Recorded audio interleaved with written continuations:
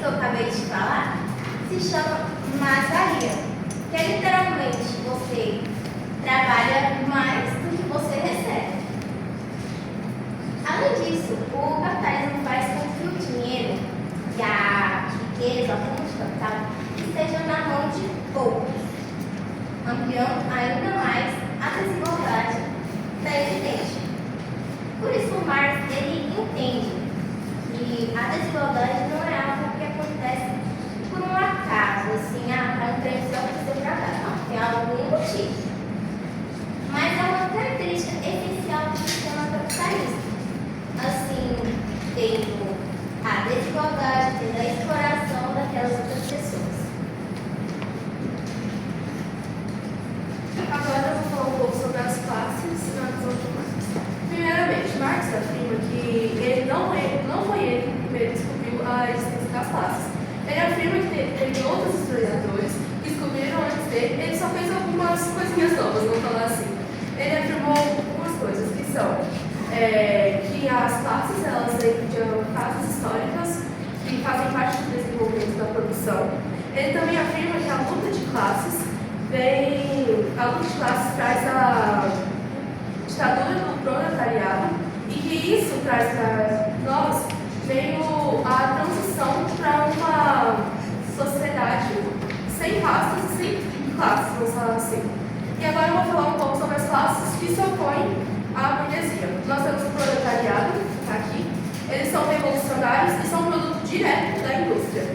Nós temos também as camadas médias, que eles lutam de forma conservadora e que também são contra a burguesia, pois a burguesia não queria que eles existissem, vamos falar assim. E eles também se tornam revolucionários quando eles perdem seus meios de produção. E por isso eles sempre têm uma visão do futuro, pensando não querer se tornar proletariado. E temos o proletariado, que é a camada mais baixa e que pode ser manipulado por revoluções e suas condições se tornam mais vulneráveis à ação. Bom dia a todos. Agora eu vou falar sobre os principais interesses das principais classes sociais segundo Marx. Primeiramente, a gente vê os principais interesses da burguesia, que buscam primeiramente trazer a exploração do proletariado e o acúmulo de capital e de dinheiro. E a gente também tem o principal interesse do proletariado, que é vender sua mão de obra para um salário que muitas das vezes não é muito bom, que é justamente para poder sobreviver no sistema capitalista. Bom dia, agora eu vou falar sobre a luta das classes sociais e qual a importância delas na história. A luta das classes sociais ela foi desenvolvida por pensadores marxistas, por Karl Marx e Friedrich Engels. Essas lutas visavam mais pensar na diferença das classes de trabalho, porque querendo ou não, os burgueses eles exploravam muito do proletariado. Essas classes sociais, o principal sistema delas é o capitalismo. O capitalismo é um sistema econômico e social que visa acúmulo de capital e lucro. A parte importante dela para a história é que, por muito tempo, o proletariado lutou para que as condições de trabalho melhorassem. E, para isso, no pensamento de Karl Marx, seria importante acontecer a revolução proletária, que eu vou deixar você falar um pouquinho melhor sobre essa revolução. Bem, gente, agora eu vou falar a proposta de Karl Marx para a resolução de conflitos de classe. Primeiro, vocês já sabem, porque as meninas já explicaram, que existem duas classes sociais principais, que são a burguesia e o proletariado. Dito isso, a gente percebe que essa relação gera uma exploração e uma desigualdade.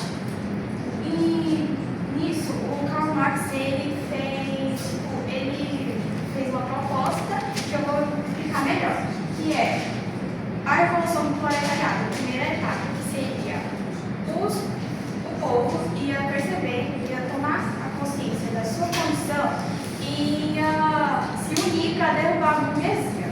E depois disso ia vir a ditadura do proletariado, que seria os trabalhadores controlariam o Estado e os meios de produção, acabando com o capitalismo e a propriedade privada.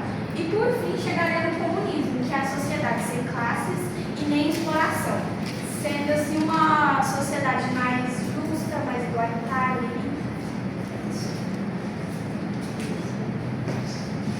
Bom, gente, vou falar sobre as principais críticas que Karl Marx recebia diante das concepções dele. Então, o determinismo social que Karl Marx dizia tinha muita mais base na economia. Então, as pessoas não gostavam muito disso, porque não era só a economia que gerava esses fatores. Ele ignorava fatores como cultura, religião, coisas assim, aspectos da sociedade mesmo. Então, as pessoas não gostavam dessa forma que ele meio que excluía esses outros fatores e também reduzia a classe social, as classes sociais somente a duas, que seria a burguesia e o proletariado.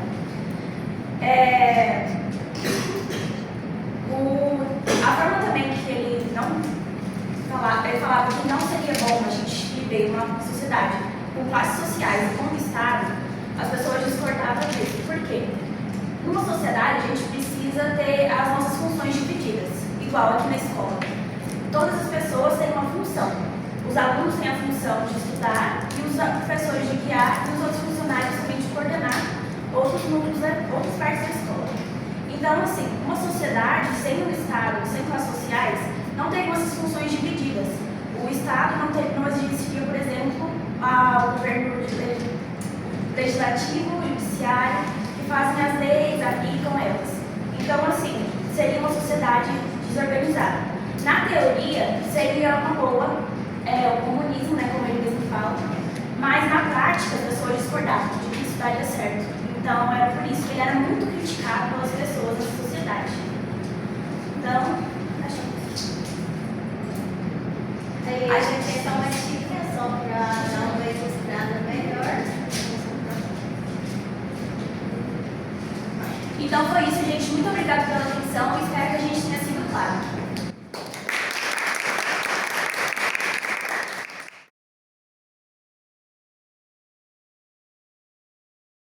Bom dia, gente. Hoje vamos apresentar os estamentos de classes sociais, desigualdade social, conforme Max Weber. Eu me chamo Vitor Hugo.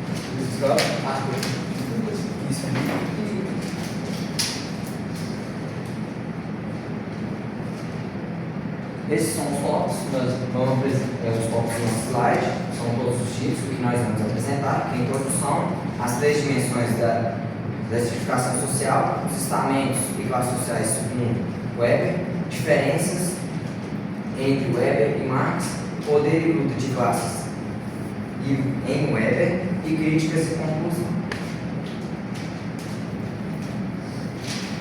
Eu vou falar sobre uma introdução e contexto. Max Weber foi um alemão que viveu entre os anos 1864 e 1920, que ele foi um dos mais importantes, foi um dos principais fundadores da sociologia moderna. Ele nasceu no contexto histórico do capitalismo industrial, onde tinha mudanças econômicas, sociais e políticas muito drásticas. O Weber foi um dos fundadores da sociologia moderna. A sua preocupação central era compreender as formas de desigualdade e dominação social e, diferente de Marx, ele tinha uma ideia multidimensional, que era por três dimensões: a dimensão política, a social e a econômica.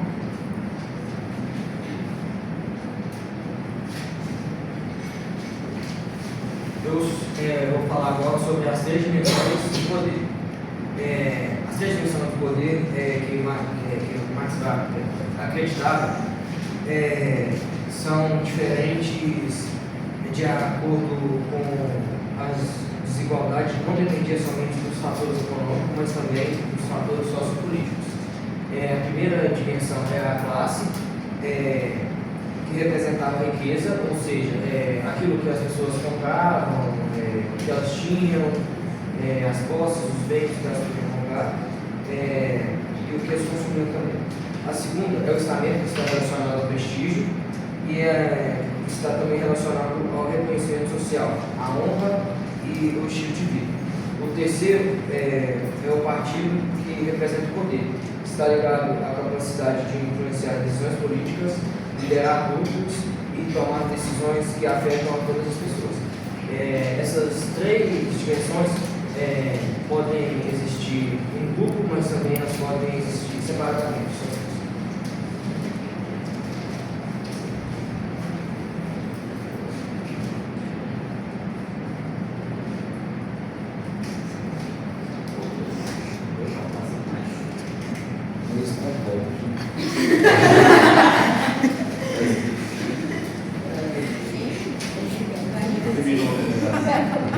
Aqui, ó, pra cima e pra baixo.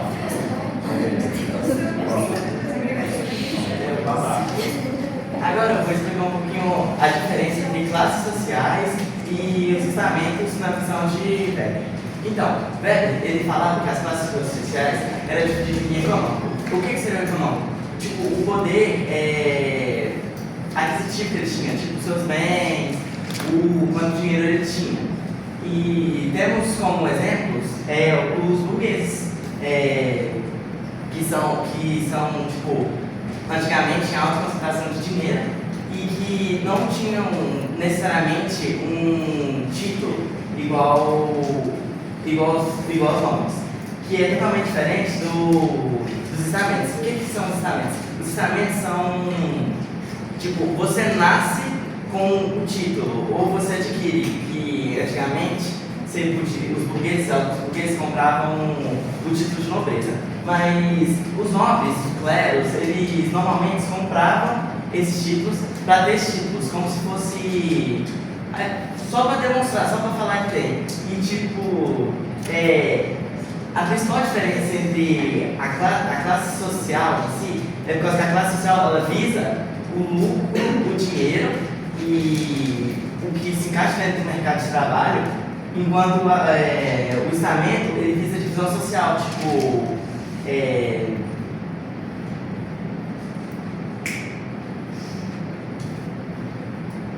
vamos supor, quem tem mais poder na sociedade, tipo, vamos supor, antigamente temos como o clero, a nobreza, e atualmente nós temos também um estado que pode ser considerado estados atuais, tipo celebridades.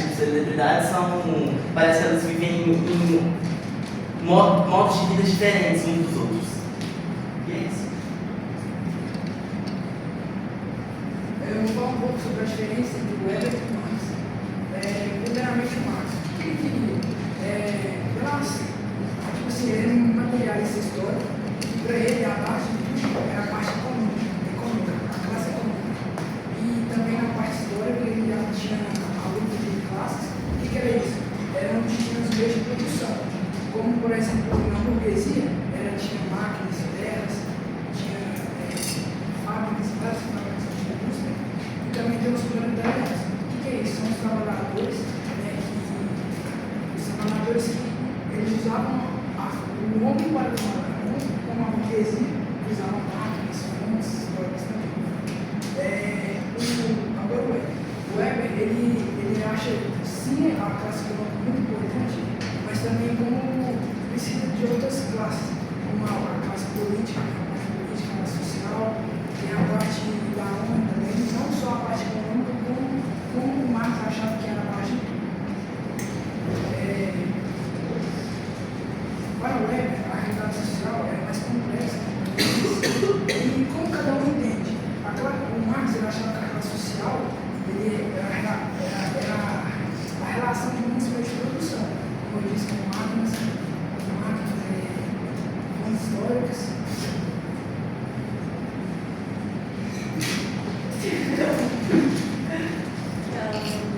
Vou falar da parte de exploração também. O que é essa parte de exploração? Tinha na burguesia e no proletariado. Era onde a burguesia usava os proletariados, que eram trabalhadores, eles eram, por exemplo, no supermercado. Tem o patrão e tem a funcionária. O patrão seria como a burguesia e os funcionários seriam o proletariado. Aí eu vou.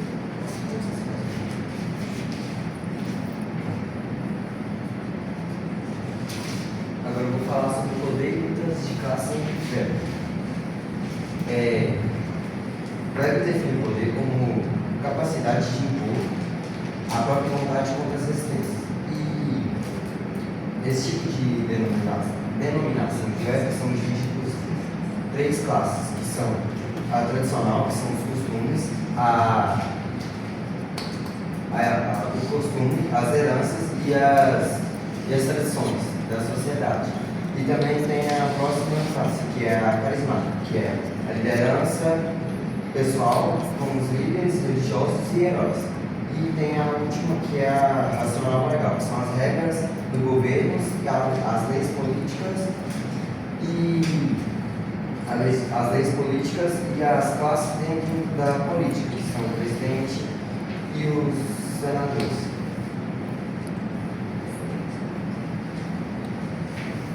Eu vou falar sobre as críticas e a conclusão. Apesar da sua contribuição para entender o entendimento social, o Max Weber ele recebeu diversas críticas, principalmente também por sua teoria ser muito complexa e muito difícil de se aplicar na prática. Especialmente por ele distinguir classe, estamento e partido de forma muito precisa. A conclusão é que, assim, basicamente, o Max Weber ele ampliou a compreensão da desigualdade social, basicamente ao mostrar que não depende só de poder econômico da posição econômica, mas também do prestígio social e da sua influência política. E a sua análise dos estamentos, das classes e dos partidos revelam que as diferenças entre estados e a influência são totalmente interligadas. Bom, e essa foi a nossa apresentação. Espero que seja claro, né? É isso.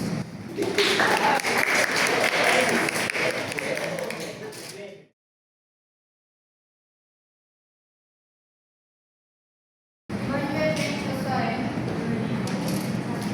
Maria Eduarda.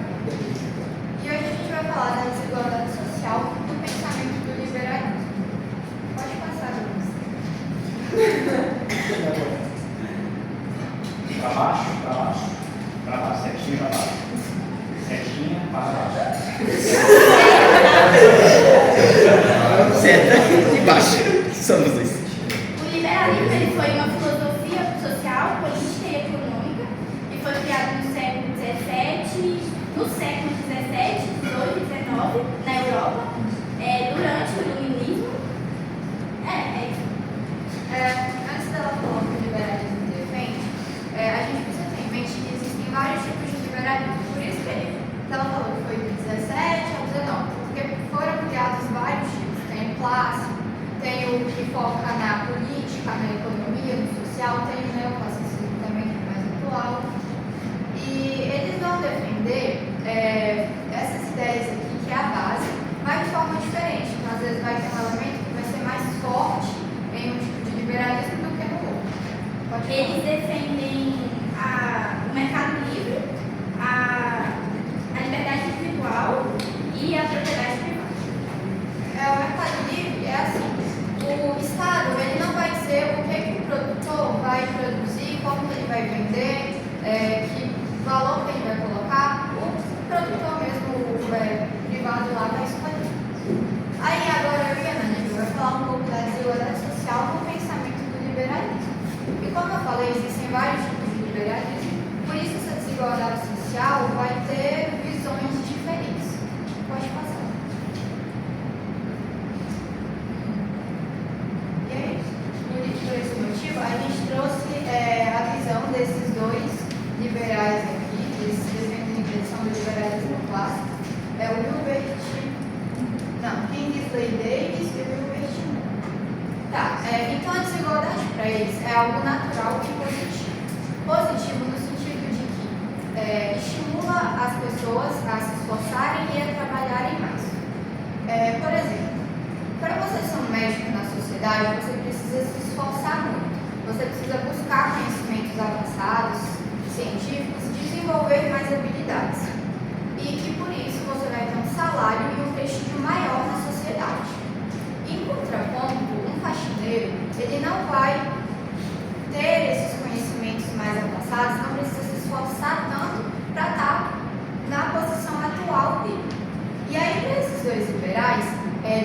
nessa desigualdade, ele vai se ver estimulado e então vai trabalhar mais, vai buscar mais conhecimento a fim de chegar no lugar desse médico, ou seja, de alcançar uma posição mais alta na hierarquia social. E, como eu falei, por esse motivo, essas posições que dependem de mais esforço, mais habilidade, elas devem ser compensadas com salários mais altos, enfim, um prestígio maior na sociedade. Bom, continuando a fala da Anne, eles também tinham uma visão de que para ter uma sociedade boa e que funcionasse, precise ter a compreensão de todos que moram ali. E também, eles também tinham uma visão de que quem tivesse, como ele falou, de um médico faxineiro, quem tivesse maior treinamento, maior estudo, tinha mais, digamos assim, era mais privilegiado. E também que eles tinham uma visão de que também o sistema, ele motivava o investimento em educação e qualificação, exatamente para essas questões das classes. O Estado ele também não podia intervir na economia, por exemplo, alguém pediu crédito, o Estado não podia dar esse crédito, ele não podia intervir. Um dos pensadores liberais, John Locke. John Locke foi o pai do liberalismo. Ele nasceu em 1632 e foi quem criou os fundamentos do liberalismo. Ele defende os direitos naturais, que são inalienáveis, que são o direito à vida, à liberdade e à propriedade privada. O Estado deve defender esses direitos. Contribuições positivas da desigualdade no pensamento do liberalismo. Incentiva o esforço e produtividade. Por exemplo, uma pessoa melhor, tipo assim, o pobre e o rico. O pobre vai se esforçar para chegar até o rico por conta de esforço. Recompensa e mérito e talento. A pessoa que tem mais habilidade, ela vai receber futuramente recompensas com as suas habilidades. Estimula o crescimento econômico. Como muitas pessoas estão se estimulando para melhorar, vai gerar um maior crescimento econômico no sociedade. Organiza as funções e salários da sociedade. Quase o mesmo exemplo que eu dei. O rico vai receber mais e isso vai ficar, o rico vai receber mais que o pobre. Isso aqui que a Maria falou, eu já tinha falado, né? Mas é só para ficar claro o que o liberalismo vê como algo positivo na desigualdade social. Agora, tem várias foi muito criticado por gerar desigualdade social, já que o mercado favorece quem tem mais recursos. Marx afirmava que o liberalismo mantinha a exploração dos trabalhadores e os pensadores diziam que ele valorizava demais o individual e esquecia de problemas coletivos, como pobreza e exclusão.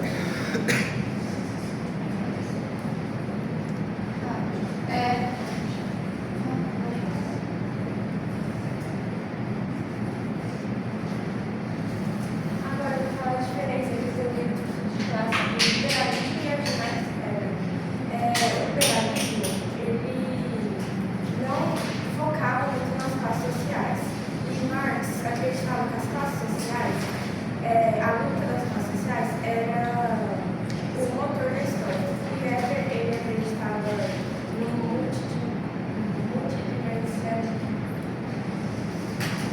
multidimensional, que ele considerava o status, a classe e o poder político para explicar a posição social. E além desses caras também, não desses dois aqui, né? Mas junto do liberalismo, além do que a gente falou, igual o Locke, a gente também teve o Adam Smith, né? Que ele também defendeu o liberalismo clássico, só que mais focado na economia. E ele usava um termo chamado de mão invisível, que defendia isso que a Maria Eduarda falou, né? Do Estado não ter que intervir na economia. Por quê? Por exemplo, se eu sou, sei lá, dona de um posto e aí eu aumento muito o valor da gasolina, o resultado que eu vou ter é uma diminuição dos meus custos, porque as pessoas elas não vão comprar, elas não vão ter dinheiro. Então,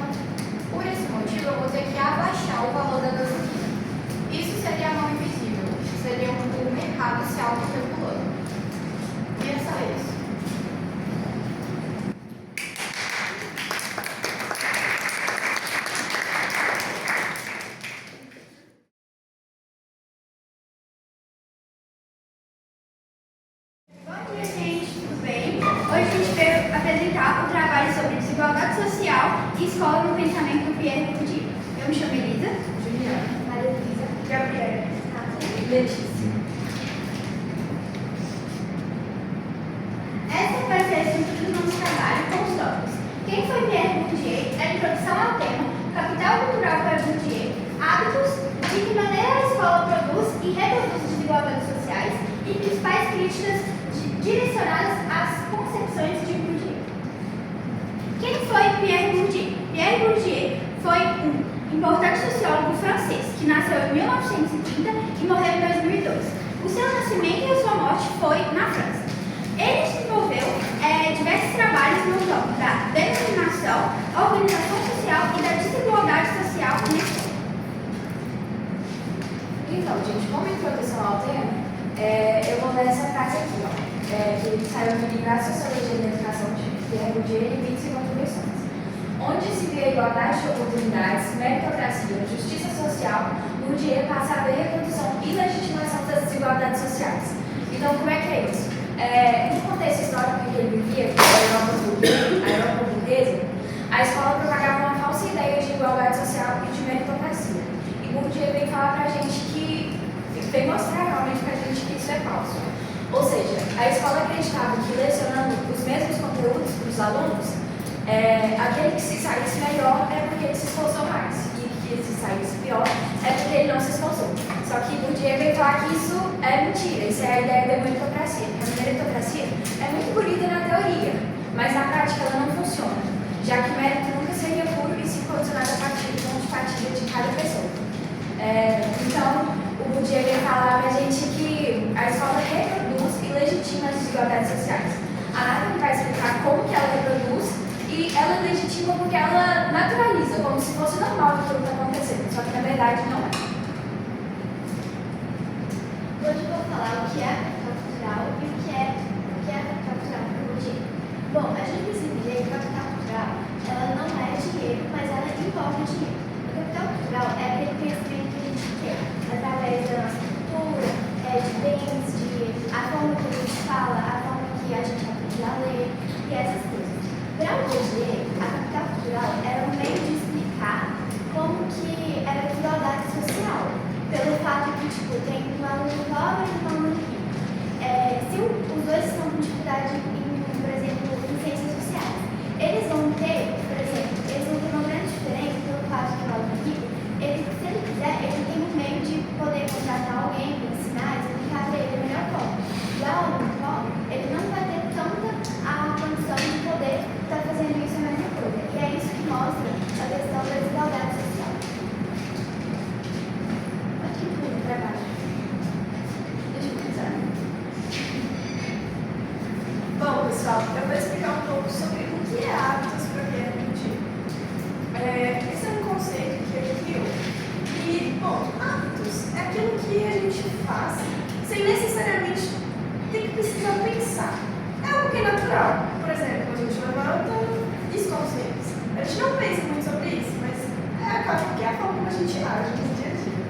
Bom, para Pierre Bourdieu, o hábitos é uma disposição incorporada que orienta o indivíduo a agir daquela forma, que molda a forma como o indivíduo vai agir, pensar, enfim.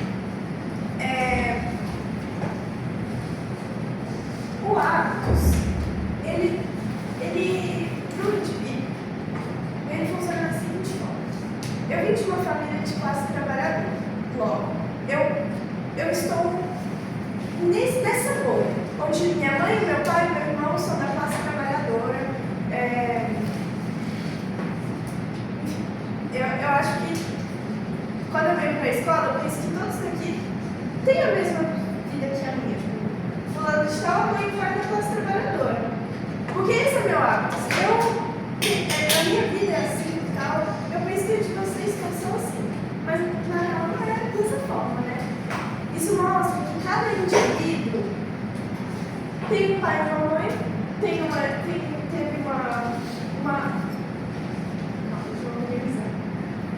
teve uma infância diferente, teve uma vida diferente.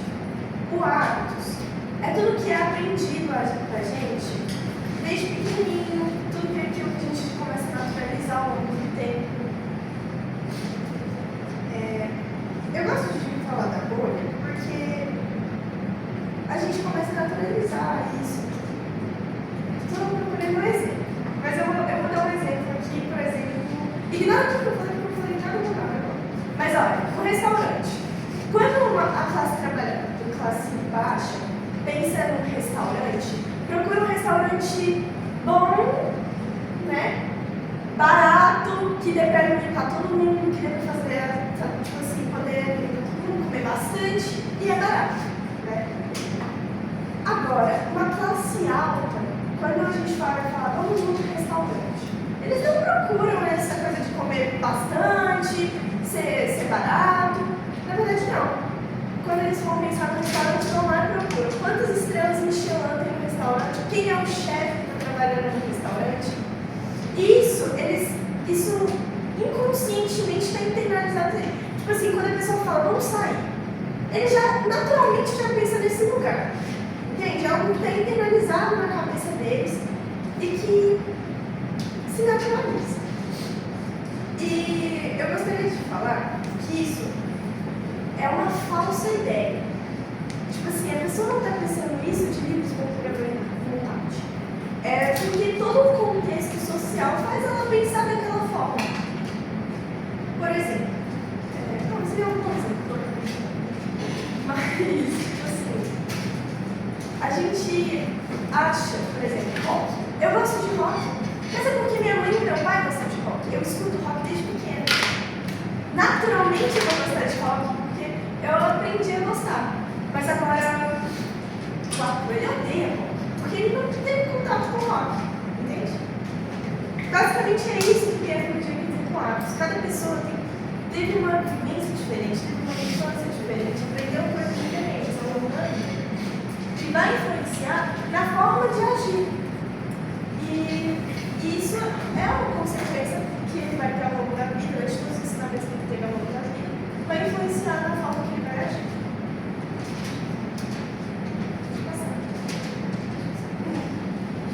Bom dia, gente. Então a gente vai retomar a nossa apresentação, que foi interrompida na última aula, porque o horário acabou. Então a gente falou, né, basicamente sobre uma introdução rápida ao tema, o que é capital cultural e o que é o hábitos. E agora a Nathalie vai explicar como que a escola vai reproduzir e produzir as desigualdades sociais. Bom, então vamos lá. De que maneira a escola produz e reproduz a desigualdade social? Bom, dentro da nossa sociedade, entende-se que para você ser uma pessoa bem-sucedida, a base de tudo é o estudo. E dentro da escola, a gente tem um sistema que se chama meritocracia.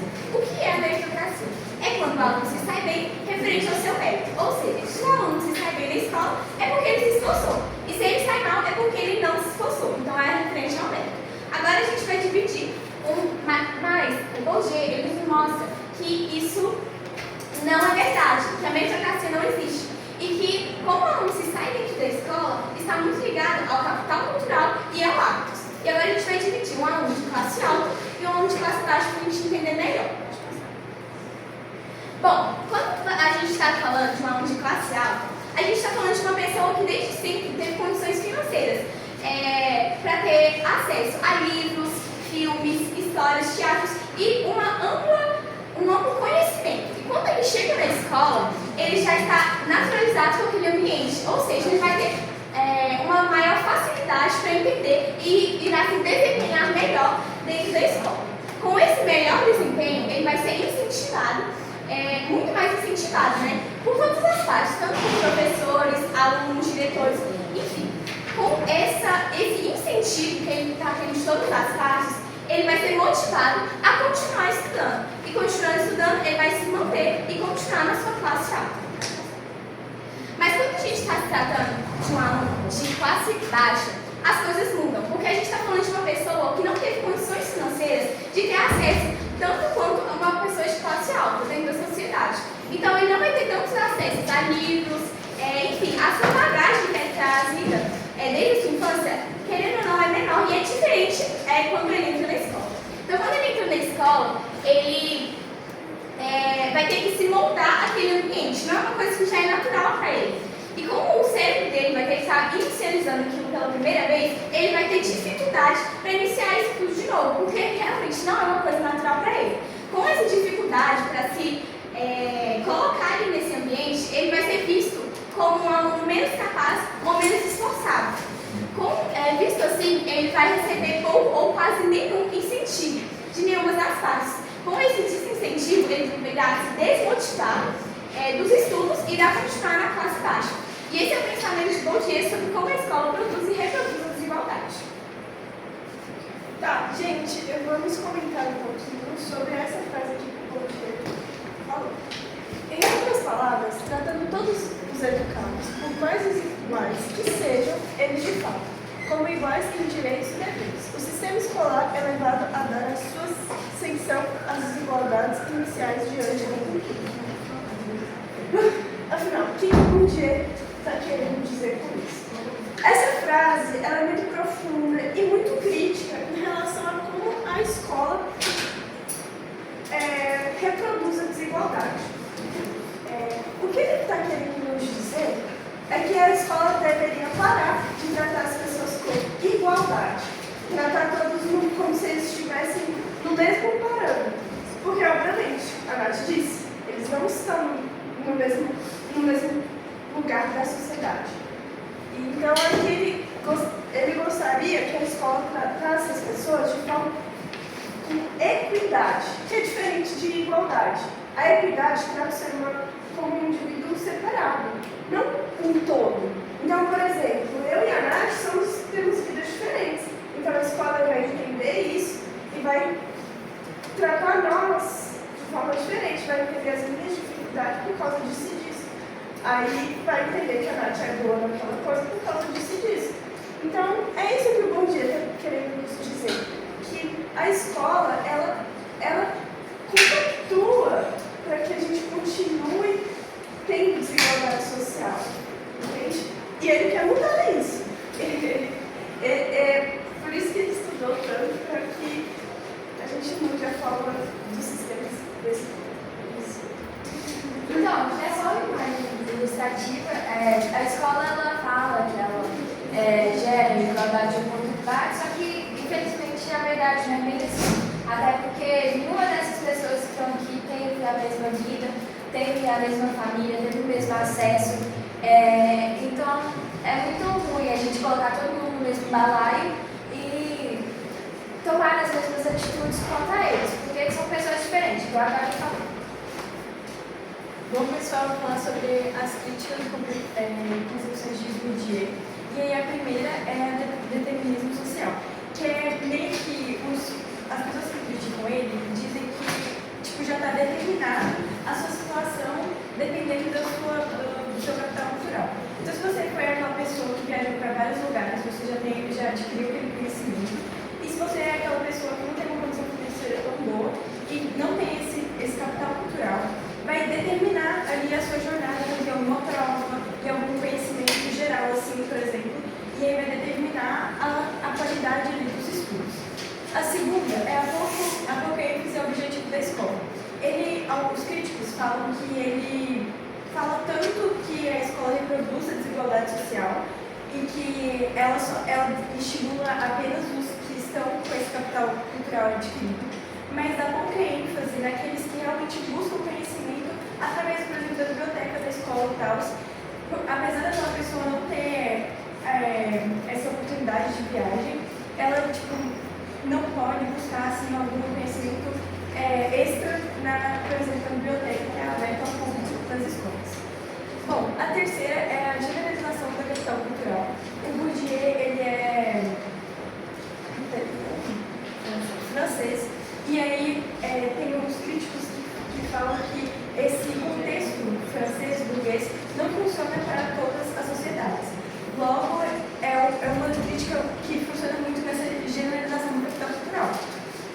Beleza, e a quarta e a última é a visão limitada do indivíduo.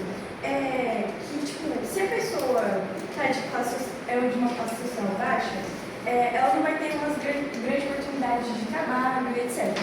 É que a visão de um indivíduo só, por exemplo, eu não tenho condição de viajar, mas eu teria essa condição de pesquisar alguma coisa sobre as viagens e tal. Ele não acredita que essa pessoa que não adquiriu esse capital cultural vai conseguir fazer isso, sabe? E aí é a mesma coisa que a Gabi falou de tratar todos iguais, que não dá pra no caso, assim, tenta tratar todo mundo igual, né? Mas tratando todo mundo igual já é uma desigualdade, porque todo mundo tem uma diferença, todo mundo veio de uma família diferente. Então a gente tem que tratar todos com equidade. quando alguma pessoa tem algum problema, a gente tem que tratar o problema da pessoa, não generalizar tudo. Então é isso. Então, por último, é só mais uma frase, né, que ele disse que o trabalho dos dominadores é dividir os dominados. Então a gente pensa, por que será que tudo isso acontece na escola? Será que isso realmente foi um erro ou será que o poder máximo quer isso? É claro que eles querem.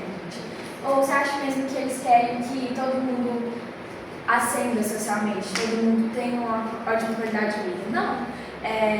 Eles querem que continue do mesmo jeito, tipo assim, pobre é pobre, rico é rico e pronto.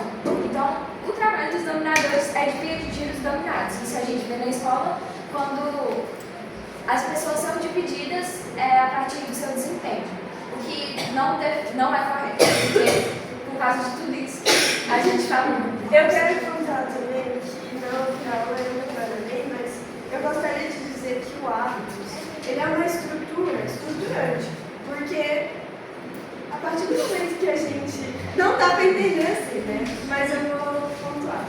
Por exemplo, eu vim de uma família de pessoas trabalhadoras, da classe trabalhadora, bom, igual a Dana falou, a gente fica limitado, acha que aquilo é a minha vida. A gente acredita que eu vou estudar, não. Eu vou estudar mais ou menos, vou fingir que estudo e vou trabalhar. Porque essa é a minha realidade, essa é a minha bolha que eu convivo. Eu convivo com essas pessoas, eu acredito que as leis, tipo assim, elas funcionam daquela forma para elas continuarem daquele jeito. Por exemplo, eu nasci para meu pai e minha mãe trabalhador, eu vou continuar trabalhador, meu filho vai ser trabalhador. O pai do rico, o filho do rico vai continuar sendo rico e a família do filho vai ser rico. E aí, tipo assim, a tendência é continuar. É tipo assim, elas têm uma estrutura estruturante, porque as coisas funcionam daquele jeito para se solidificar, para continuar daquele jeito, não para mudar. E é isso que eu quis dizer isso. E essa aqui é as nossas referências bibliográficas.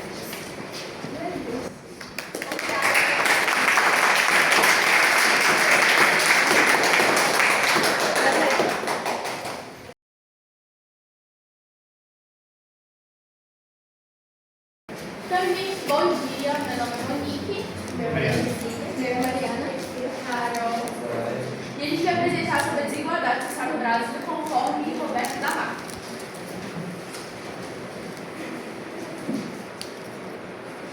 Eu vou começar aqui falando para vocês de que forma a obra Carnavais, Malandros e Heróis rompe uma tradição do pensamento sociológico no Brasil. Então, gente, primeiramente, Roberto da Mata foi o antropólogo que ele estudou a sociedade do Brasil e ele escreveu esse livro. Esse livro, ele rompe o pensamento social brasileiro. Peraí, calma. O livro, Carnavais, Malandros e Heróis, rompeu a tradição do pensamento sociólogo por causa que ele adotou uma perspectiva antropológica para determinar a sociedade, em vez dele focar nas... Em vez de focar nas estruturas sociais e econômicas como determinantes da sociedade nacional. Como os pensadores Gilberto Buarque e Gilberto Freire e Sérgio Buarque. Não é o contrário. Calma. Gilberto Freire e Sérgio Buarque. Da Mata escolheu analisar a cultura e também os rituais cotidianos da sociedade brasileira para ele desvendar o dilema brasileiro, como ele mesmo disse. Além disso, ele também rompeu esse pensamento quando ele resolveu investigar as culturas e os rituais cotidianos para ele desvendar o dilema brasileiro.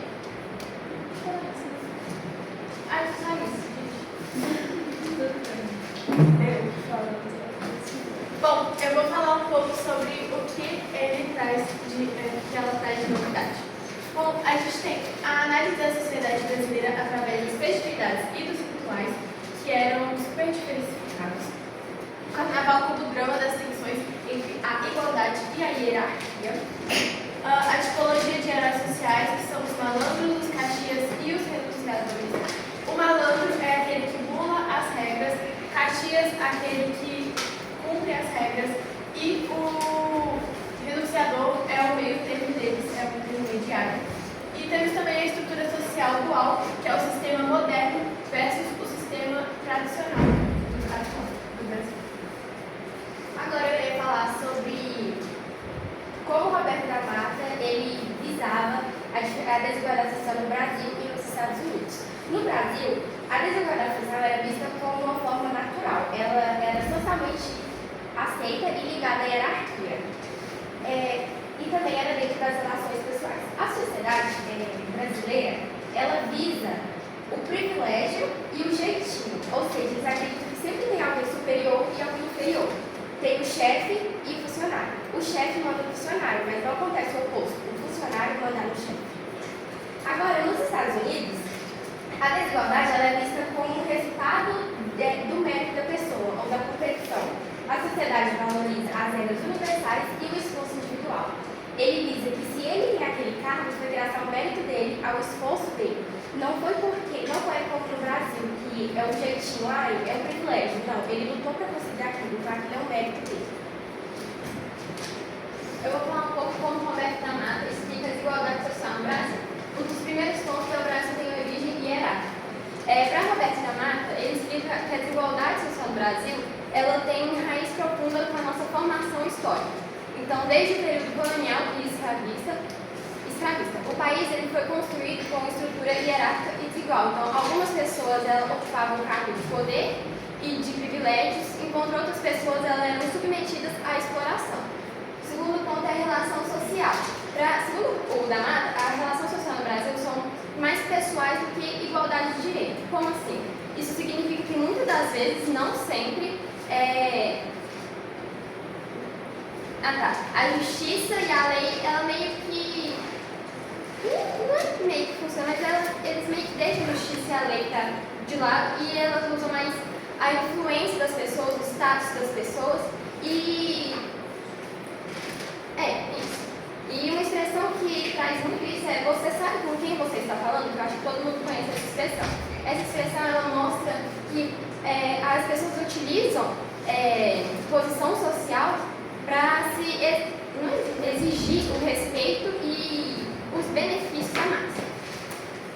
Outro ponto é o jeitinho brasileiro. Apesar de esse jeitinho brasileiro parecer uma forma de resolver um problema com a criatividade, ele na verdade ele reforça privilégio e enfraquece a igualdade para todos. Afinal, esse jeitinho, ele meio que às vezes ele burla regras e leis para favorecer aquele que tem mais influência. E a desigualdade é naturalizada. Para Roberto da Mata, a desigualdade é naturalizada na sociedade brasileira.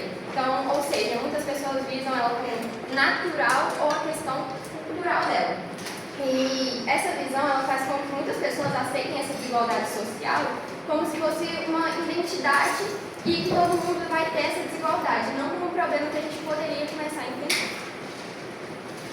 Bom, eu vou falar das principais críticas direcionadas à concepção de da Mata. A romantização da cultura brasileira e do jeitinho que ele fala, sugerindo posição social, que um funcionário não tem os mesmos direitos que um chefe, elevado no cargo mínimo. E eu falo de generalização da sociedade sem considerar a diferença regional de classe, no caso, classes de igualdade.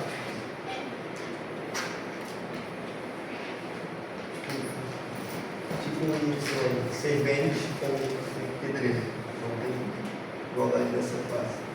Eu vou falar um pouco da Zanara do poder da desigualdade, do modelo casa, rua, e também das ideias atualizadas frente às mudanças sociais recentes.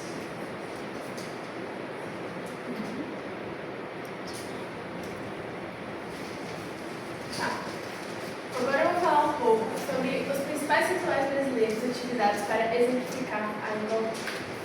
Bom, o carnaval ele suspende as diferenças sociais temporariamente. Tem as hierarquias que persistem, mesmo nas festas que parecem iguais para todos, elas continuam existindo. O jeitinho também persiste, alguns que burlam as regras e ganham vantagens. E essa prática reforça as desigualdades estruturais e o sincretismo cultural brasileiro, que mistura a ordem e a malandragem. Para a gente dar uma resumida aqui, para vocês entenderem por alto o que é realmente uma desigualdade social, vocês viram, mas no vídeo que ele fala seria o seguinte: vamos supor que tem o rico e o pobre. O pobre é atropelado.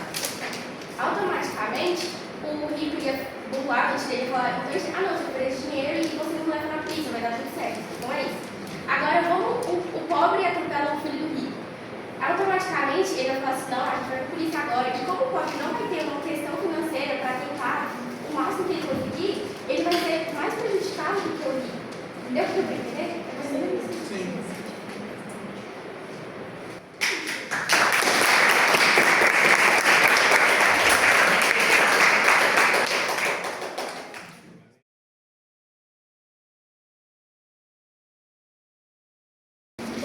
Pessoal, a gente vai apresentar o trabalho sobre Jessé Souza. Eu sou a Graziela, Camila, Giovana e Ana. E primeiro a gente vai começar falando sobre quem é Jessé Souza. Jessé Souza é um renomado sociólogo, escritor, professor universitário e graduado em Direito. Ele já escreveu muitos livros e seus temas mais abordados são desigualdade social, pensamento social brasileiro e classes sociais. Agora eu vou falar, aprofundar um pouco sobre cada um dos temas. A elite de atraso seria um país que é controlado por uma elite econômica que, por meio de discursos, elas vão manipular o povo por meio de discursos, e todos os bens que o país pode ter, eles querem deixar para eles e culpam os pobres pelos problemas do país.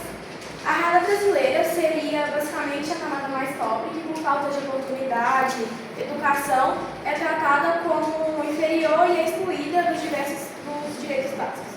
As críticas à Lava Jato, ela vai ser uma ação que foi usada politicamente para enfraquecer determinados grupos e favorecer a elite.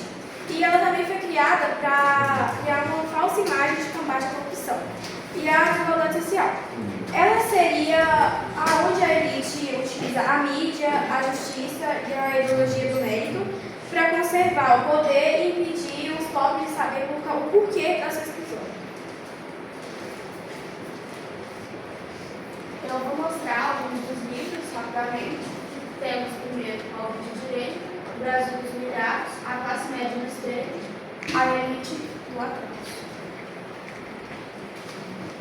Eu vou falar sobre a desigualdade social, que no Brasil, a desigualdade social é um fenômeno estrutural.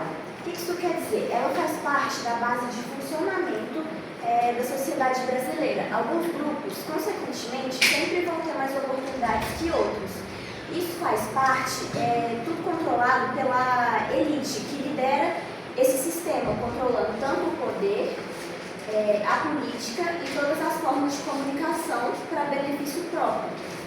E, consequentemente, faz dar sentido que os pobres, eles têm, como pode dizer, eles vão ser colocados em posições desfavorecidas e são obrigados a acreditar que é igual para todo mundo. Eles colocam uma ideia na cabeça deles que a sociedade é igual para todos, que a oportunidade é igual para todos e que o crescimento é meio que individual. Se você se esforçar mais, você vai ter a mesma oportunidade que uma pessoa que é rica. E não é assim.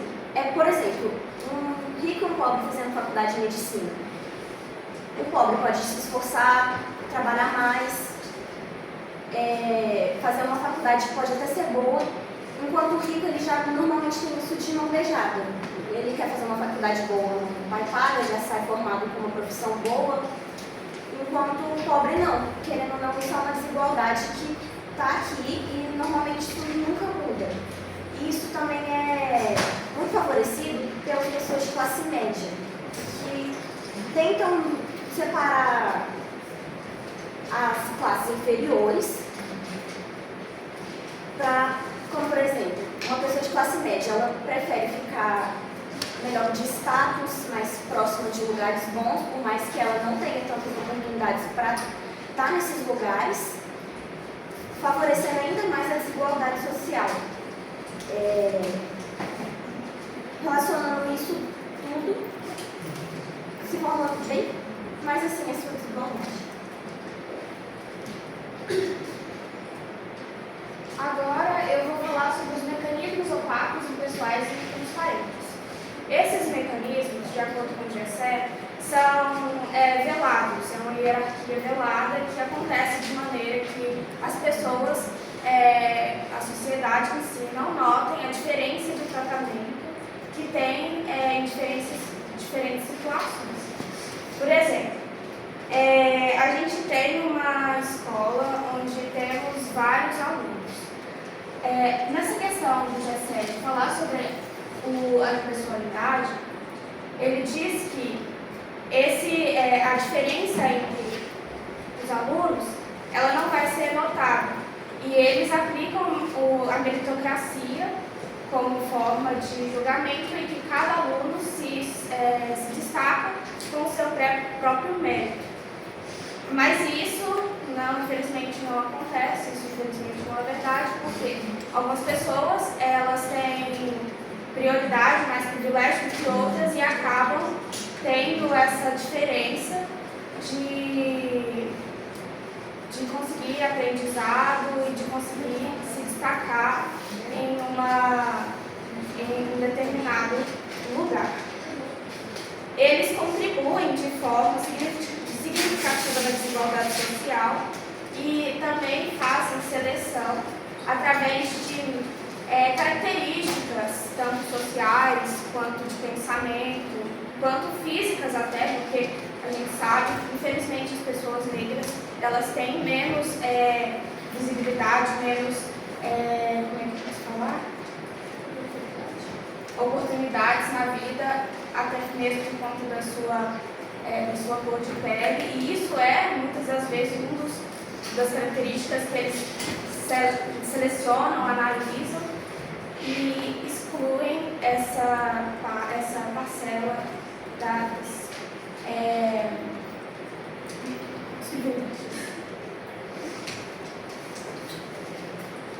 Bom, GESE Souza diz que a escravidão ela foi meio que fundou os princípios dessa nossa sociedade atual, porque a elite ela está lá em cima, enquanto os negros e os pobres eles estão lá embaixo, sendo submetidos, por exemplo, a um trabalho mais braçal, sendo menosprezados e até mesmo tendo violência contra eles, né?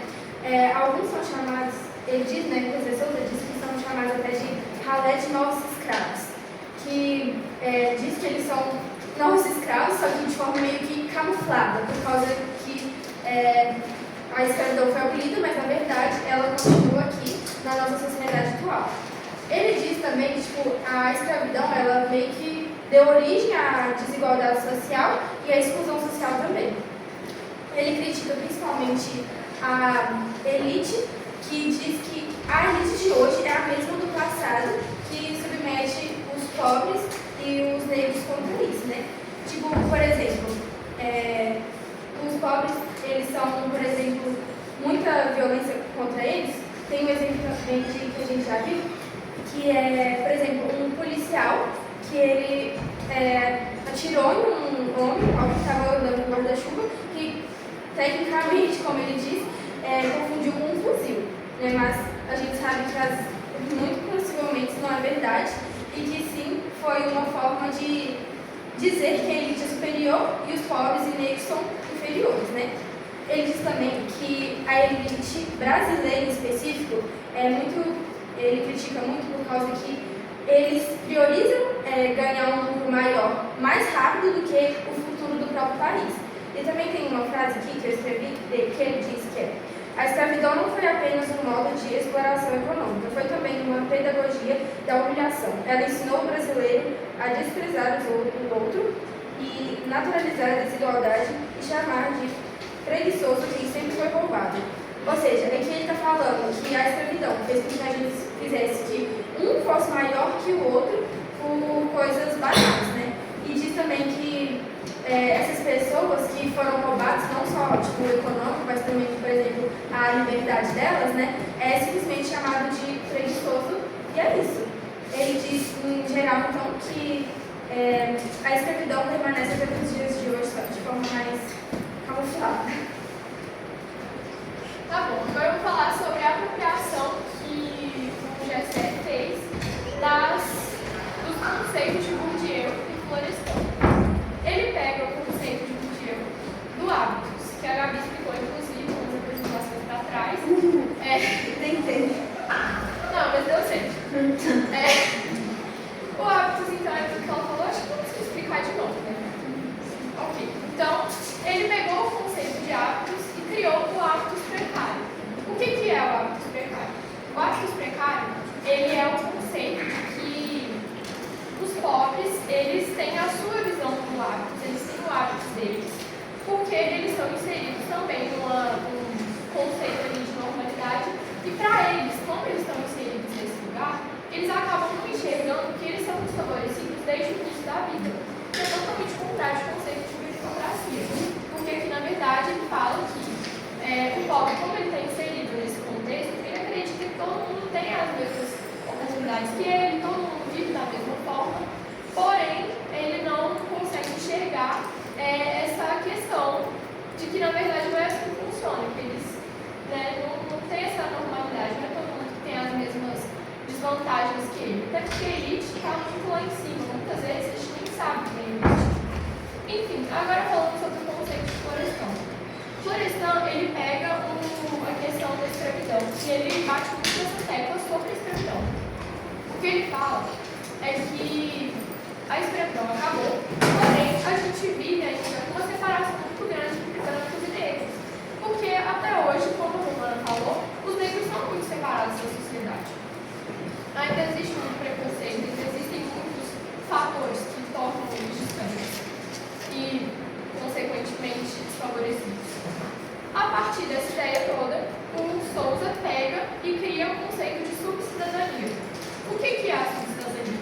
A subcidadania é, na verdade, como a sociedade se estrutura, acreditando que existe uma sociedade abaixo, que não é incluída ali com a sociedade, qual é a palavra? A cidadania plena.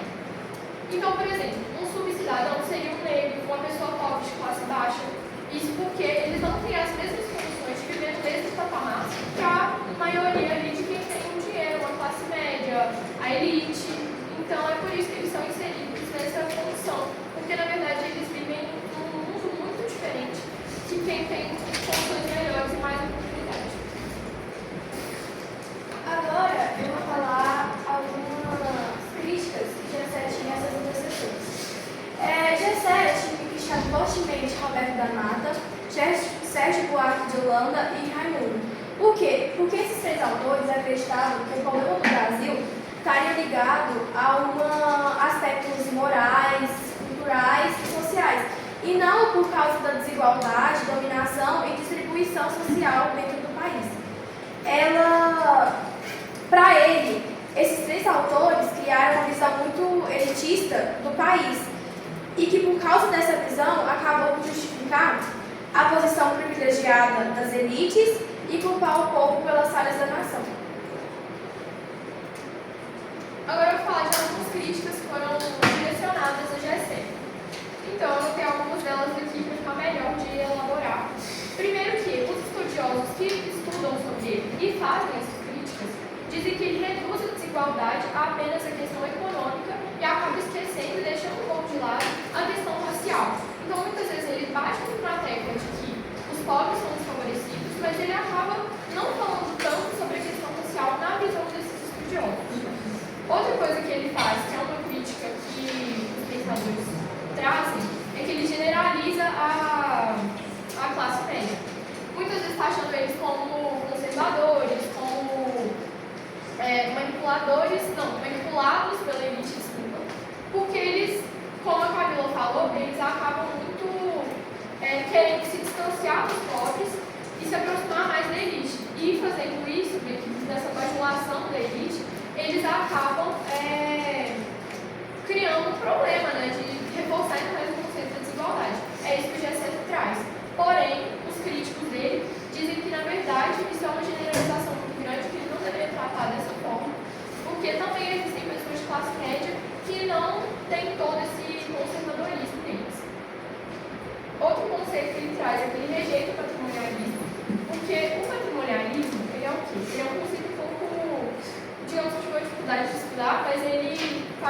acredita que as fronteiras do público e do privado, muitas vezes, elas acabam sendo ultrapassadas, e aí esse limite não é respeitado. Por exemplo, um político, um governante, ele chega e usa o dinheiro que é público para benefício pessoal. Isso gera corrupção, e isso seria um exemplo da questão do patrimonialismo. Ele critica isso, mas muita gente acredita que esse conceito é importante para entender a estrutura de como funciona o sistema brasileiro. E muita gente critica também o ponto de que ele acaba por culpar os pobres. Muita gente acredita que ele faz isso, porque ele acaba sempre trazendo que as pessoas são manipuladas, só que isso, nessa tentativa de dizer que o povo é manipulado, ele acaba trazendo essa culpa para o povo, que são os mais desfavorecidos. O povo não tem acesso a esse tipo de informação. E é por isso que muita gente acha errada a forma como ele traz isso. Bom, eu vou falar de uma das frases de Gessé. A elite não odeia os pobres. Ela tem uma indiferença blasé que quer o dinheiro dela e pronto. Mas uma parte da classe média tem sim uma relação de ódio com o pobre. O que o Gessé quis dizer com essa frase? Ele quis dizer que a parte da elite, do pessoal de cima, não está nem aí com ninguém, a não ser que o dinheiro deles, a guerra deles é por causa do dinheiro. E acaba que eles não estão nem aí para a classe, no caso, estão importando só com o dinheiro deles. E a parte da classe média que acha que realmente é mais alta do que o pobre, porém ainda não está no nível de elite. Mas eles acham que tem direito assim, que tem direito bem maior do que a classe dos pobres, né? Então, eles têm uma adição a mais em criar um ódio, uma relação de ódio, de falar que tem um poder a mais em cima do pobre, chegando ali no nível de elite, sendo que não estão nem na metade disso ainda. Então, o Gessé, ele criticou a classe média nesse sentido dessa frase dele, que ele falou que a relação com o ódio aí não está tanto da elite, mas sim quanto à classe média, porque a classe média está procurando só o dinheiro dela e não a atenção do resto do pessoal.